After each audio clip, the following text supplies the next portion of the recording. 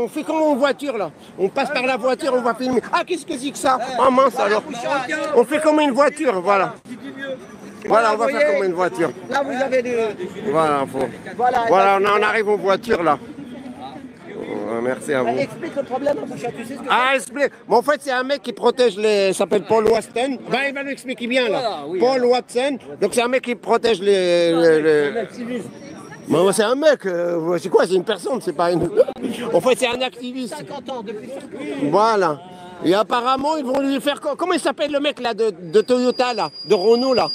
Le Carlos Ghosn. Donc à la limite, si on la rapatrie là-bas, ils vont lui faire comme Carlos Ghosn, tu vois. Donc on est obligé de le rapatrier aussi dans une malle, tu vois. Donc on va éviter ça. Donc c'est lui là, c'est lui je crois. Là derrière le vélo là, voilà. Voilà, c'est lui. Donc on espère qu'il ne va pas lui arriver le même sort que Carlos Ghosn. Ouais, voilà, on espère. Merci. Un petit mot là, dites-moi pourquoi tu es là aujourd'hui. Viens.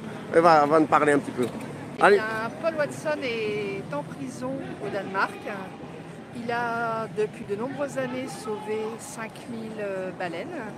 Et il y a un mandat d'arrêt qui a été délivré par le Japon en direct au Danemark pour que lors d'une recharge d'essence au Danemark, la police qui venait directement est montée sur le bateau et l'a arrêté.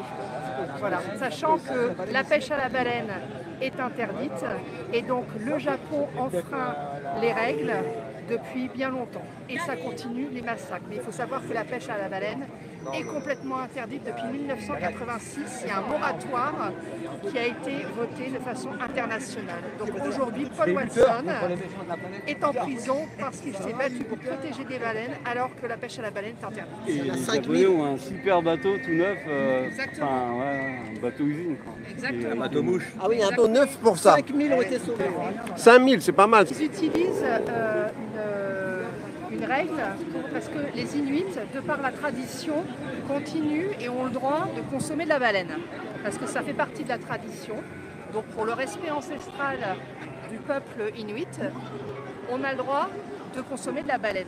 Mais c'est sur un quota en fait qui est vraiment minimal. Donc on peut trouver de la baleine, et c'est vraiment en fait en quantité très très limitée. Et donc du coup, les Japonais utilisent ça pour faire de la pêche à grande échelle et on trouve de la baleine en supermarché. Comme nous, on trouve en fait de la viande. Et donc ils utilisent ça. C'est de l'utilisation, si je peux dire, malhonnête. La stratégie du Japon, ça tient pas. En fait, l'autorisation pour un peuple, en fait, a permis aux Japonais et au Danemark de mettre complètement le pied dans la porte. Ils utilisent ça pour s'engouffrer dans la faille. La tradition, à l'époque, la vraie tradition, c'était d'y aller avec une barque et un harpon face à la baleine. Et là, c'était d'égal à égal. Alors ça, c'était la tradition. Alors s'ils veulent le refaire, qu'ils le fassent. Mais il n'y en aura plus beaucoup qui le feront. Parce qu'aujourd'hui, c'est du harpon explosif. Mais maintenant, c'est... Ah ouais, carrément. Explosif. Bien sûr. Vous voyez, même aux Jeux Olympiques, il y a 3000 Toyota.